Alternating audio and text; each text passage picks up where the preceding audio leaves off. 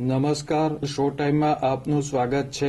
ભાવનગરમાં રોયલ સ્ટેગના સ્ટીકરવાળી બોટલમાં મિથેનોલ સહિતના ઝેરી કેમિકલ ભેળવીને બનાવવામાં આવેલ ડુપ્લિકેટ દારૂ પીવાથી 7 વ્યક્તિઓએ જીવ ગુમાવ્યા છે। આ મામલે વરતેજ પોલીસ મથકમાં 21 શખ્સ વિરુદ્ધ ભારતીય ન્યાય સંહિતા અને પ્રોહિબિશન એક્ટની વિવિધ કલમો હેઠળ ગુનો દાખલ કરવામાં આવ્યો છે। સ્ટેટ મોનિટરિંગ ટીમ તેમજ સ્થાનિક પોલીસ દ્વારા 13 શખ્સની ધરપકડ કરવામાં આવી છે। આ કેસમાં મુખ્ય સૂત્રધાર એવા રઈસની પણ ઉજ્જૈનમાંથી ધરપકડ કરવામાં આવી છે। ભાવનગરમાં ડુપ્લિકેટ દારૂકાંડ કઈ રીતે સર્જાયો અને સમગ્ર કેસમાં શું કાર્યવાહી કરવામાં આવી તે અંગે સ્ટેટ મોનિટરિંગ સેલના એસપી મયુરસિંહ ચાવડાએ માહિતી આપી હતી। થોડા દિવસો પહેલા એક અકસ્માત મોતનો ગુનો દાખલ કરવામાં આવ્યો। આ અકસ્માત મોતના ગુનામાં જે વ્યક્તિ ભોગ બનનાર છે એના સેમ્પલની વિગત જ્યારે એફએસએલ તથા હોસ્પિટલથી લેવામાં આવી ત્યારે એ સેમ્પલમાં મિથેનોલની હાજરી પ્રસ્થાપિત થઈ। મિથેનોલની હાજરી પ્રસ્થાપિત થતાં વરતેજ પોલીસ સ્ટેશનના આ એડીના આધારે ગુનો દાખલ કરવાની પ્રક્રિયા ગઈકાલે શરૂ થઈ ગઈ અને ગુનામાં ઘણી બધી વિગત એડ કરી। દરમિયાન ભાવનગરના અલગ અલગ હોસ્પિટલમાં બીજા દર્દીઓ પણ એડમિટ થયા। થોડા દર્દીઓનું મૃત્યુ થયું। એની વિગત વધુ ઊંડાણપૂર્વક એફએસએલ મારફતે તપાસ કરતા તેના બ્લડમાં મિથેનોલની હાજરી આવી। આ હાજરીના કારણે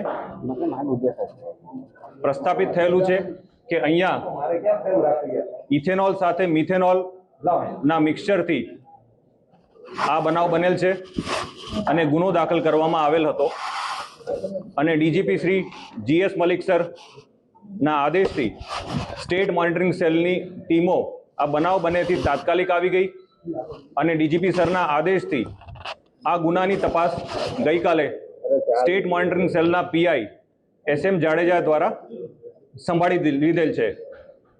આ બનાવ જે દિવસે શરૂઆત થઈ ત્યારે આ બનાવની ગંભીરતાને ધ્યાનમાં રાખી અને એસએમસીની તમામ ટીમો ગુજરાતના અલગ અલગ જિલ્લાઓમાં જ્યાં જ્યાં શંકાસ્પદ વસ્તુઓ આવી હોય મળી હોય ત્યાં ટીમો મોકલવામાં આવી। ઉપરાંત રાજ્ય બહાર પણ ઇન્ફોર્મેશનના આધારે એસએમસીની ટીમો રવાના થઈ ગયેલ અને મધ્યપ્રદેશ દિલ્હી એ જગ્યાઓ પર જ્યાંથી રો મટીરિયલ આવ્યાની શંકા હતી ત્યાં પણ એસએમસીના અધિકારીઓ ટીમોની તાત્કાલિક રવાના કરવાની સૂચના આપી। રાજ્ય સરકાર અને ગુજરાત પોલીસ દ્વારા આ બનાવની ગંભીરતાને ધ્યાનમાં રાખી તાત્કાલિક ગુનો દાખલ કરવામાં આવ્યો છે। આ ગુનાની અંદર તમામ વિગત આપવામાં આવી છે જેમાં હાલ 21 લોકો વિરુદ્ધ ગુનો દાખલ થયેલ છે। ગઈકાલે પીઆઈ એસએમ જાડેજા દ્વારા જ્યારે તપાસ સંભાળી ત્યારે જેટલા આરોપીઓને અથવા જેટલા શંકાસ્પદ લોકોને રાઉન્ડ અપ કર્યા હતા એ લોકોની પૂછતાછ કરતા હાલની સ્થિતિએ સ્ટેટ મોનિટરિંગ સેલ દ્વારા આ તપાસમાં 13 આરોપીઓની ધરપકડ થયેલ છે। આ 13 આરોપીઓ એ છે કે જે આ લઠ્ઠાકાંડના બનાવમાં સીધી રીતે સંડોવાયેલા છે। આ આરોપીઓ પૈકી ઘણા આરોપીઓ એવા છે કે જે લોકોએ રો મટીરિયલ અને અમુક વસ્તુઓ જે દારૂ બનાવવાની હતી તે પ્રોવાઈડ કરવામાં આવી છે, તે મગાવવામાં આવી છે। ઘણા આરોપીઓ એ છે કે જે લોકોએ આ દારૂ બનાવ્યો છે।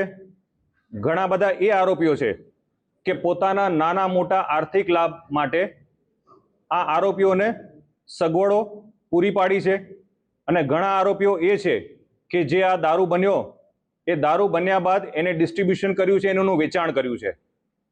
પ્રાઇમરી આ લોકો જે આરોપીઓ પકડાયા છે એ પોતાના નાના મોટા આર્થિક લાભ માટે આ કૃત્ય કર્યું છે।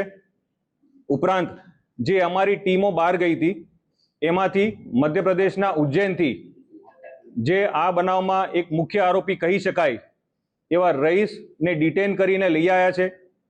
આ રઈસ છેલ્લા 1.5 મહિનાથી ભાવનગરમાં અને ગુજરાતના અલગ અલગ જગ્યાએ રહી અને કોમ્પ્રોમાઇઝડ ક્વોલિટીનો લીકર બનાવતો હોવાની હકીકત અમારા ધ્યાન ઉપર આવી છે।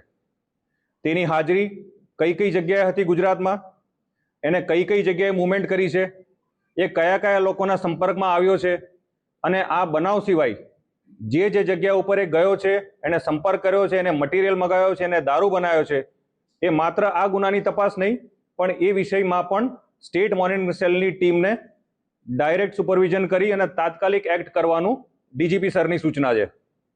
જ્યારે વર્તેજ પોલીસ સ્ટેશનનો બનાવ બન્યો ત્યારે ડીજીપી સરની એ ક્લિયર મેન્ડેટ હતો કે તાત્કાલિક એવા લોકોને પકડો કે જે લોકોએ દારૂ સપ્લાય કર્યો છે અને દારૂ લીધો છે અને એ લોકોને આનું કન્ઝમ્પશન કરતા રોકો. તો છેલ્લા 2 દિવસની અંદર જે આ વસ્તુઓ બની છે, જે રઈસ અને એ ટોળકીએ આ જે લઠ્ઠો બનાવ્યો છે એ ક્યાં ક્યાં ગયો છે, એ આખી સપ્લાય ચેન કઈ છે, એ સપ્લાય ચેનમાં કોણ કોણ ઇન્વોલ્વ છે અને લાસ્ટ બોટલ સુધી કે લાસ્ટ લિકરના ડોટ સુધી અમે લોકોએ પહોંચવાના પ્રયત્ન કર્યા છે. ઘણી બધી વસ્તુઓ અમે લોકોએ હસ્તગત કરી છે. આ જે લઠ્ઠો બન્યો એ સંદર્ભે જે બોટલોમાં પેક થયો અને જે એફઆઈઆરમાં આપ લોકોને ખ્યાલ છે કે જે બોક્સીસ બન્યા એના મેજોરિટી બોક્સીસ એસએમસીની ટીમ દ્વારા કબજે કરવામાં આવ્યું છે. ઉપરાંત ગઈકાલ રાત્રે આ બોક્સીસ બન્યા સિવાય રઈસ, ગૌતમ, સારસ કે જે મેઇન વ્યક્તિઓ છે જેને બનાવ્યું છે એ લોકોએ જે જગ્યા ઉપર રેસિડ્યુ લિકર કે જે અનપેક્ડ લિકર હતો એ લિકર રાખેલો હતો એ પણ કબજે કર્યું છે. એ જથ્થો તમામ રીતે મળી ગયો છે. ઉપરાંત આ જે લિકર છે એને IMFL ની બોટલ્સમાં પેક કરવામાં આવ્યો છે. તો આ બોટલ્સ ક્યાંથી આવી છે તે દિશામાં પણ અમારી તપાસ ચાલુ છે. ઉપરાંત એ બોટલ્સ ઉપરના જે સ્ટીકર્સ છે એ સ્ટીકર્સ એ ફોર્જ સ્ટીકર્સ છે, એ કંપનીના કોઈ ઓરિજિનલ સ્ટીકર નથી. તો સ્ટીકર ક્યાંથી પ્રિન્ટ થયું છે અને સ્ટીકર ક્યાંથી ટ્રાન્સપોર્ટ થયા છે એ દિશામાં અમારી તપાસ ચાલુ છે. ઉપરાંત આ બોટલ પેક કરવા માટે અને સીલ કરવા માટેના જે ઇક્વિપમેન્ટ્સ છે એ ઇક્વિપમેન્ટ્સ ક્યાંથી આવ્યા, કોણે આપ્યા એ દિશામાં ચાલુ છે. અને ગઈકાલ રાતની અંદર આ આરોપીઓ પૈકી ઘણા આરોપીઓ અને એના સગા સંબંધીઓએ આ પુરાવા નાશ કરવા માટેના પણ એફર્ટ કર્યા છે. તો એ પુરાવા નાશ કરવા માટેના જે લોકો ઇન્વોલ્વ છે એને પણ સ્ટેટ મોનિટરિંગ સેલના અધિકારીઓ છોડવામાં નહીં આવે. આ આખા સર્કિટની અંદર અમને જે પુરાવા નાશ કરવાનો પણ જે એંગલ મળ્યો છે એ આજે નામદાર કોર્ટની અંદર અમે પુરાવા નાશ કરવાની સેક્શન પણ એડ કરશું. જે એફઆઈઆર આપના દ્વારા જોવામાં આવી છે અને આપના સમક્ષ મૂકવામાં આવી છે ગુજકોપ ઉપર, એ એફઆઈઆરની અંદર પ્રોહિબિશન એક્ટ અને અન્ય કાયદાઓ હેઠળ જે સૌથી કડક સજા થાય એ પ્રમાણેની સેક્શન લાગી છે. એ સેક્શનના અમે લોકો પુરાવા એકત્ર કરી રહ્યા છે અને આજે 13 આરોપીઓ છે એ 13 આરોપીઓને અમે નામદાર કોર્ટમાં રજૂ કરી અને એના રિમાન્ડની પ્રક્રિયા કરશું. રિમાન્ડની પ્રક્રિયા મેળવ્યા બાદ આ આરોપીઓ ગુજરાતની બહાર જે જગ્યાએ ગયા હશે, જે જગ્યા ઉપર એ લોકોના કોન્ટેક્ટ હશે અને એ લોકોએ જ્યાંથી રો મટીરિયલ લઈ આવ્યા છે એ તમામ દિશામાં અમે તપાસ કરીશું. ઉપરાંત એ લોકોના ટેકનિકલ પુરાવા, એ લોકોના સાયન્ટિફિક પુરાવા એ તમામ એકત્ર કરશું. આ વિષય ઇન્વેસ્ટિગેશનનો છે. હાલ સ્ટેટ મોનિટરિંગ સેલ દ્વારા ટીમ અહીંયા ભાવનગર ખાતે હાજર રહી અને જે લોકોએ આ કન્ઝ્યુમ કર્યું છે અથવા જે લોકો સુધી આ વસ્તુ પહોંચી છે એને અમે આઈડેન્ટિફાઈ કરવાના પ્રયત્ન કરી રહ્યા છે, જેથી કરી એને કન્ઝમ્પશન કરતા રોકીએ અને જો કન્ઝ્યુમ કરે તો એને તાત્કાલિક મેડિકલ સારવાર જેથી એનો જીવ બચી શકે એ દિશામાં અમે લોકો કામ કરી રહ્યા છે.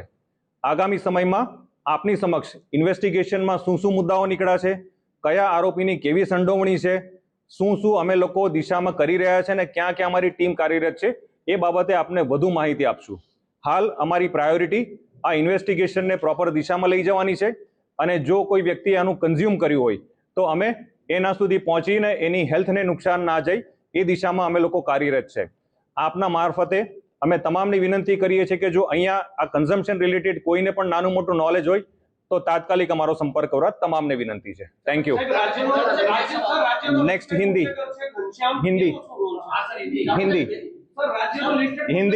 સ્ટાર્ટ.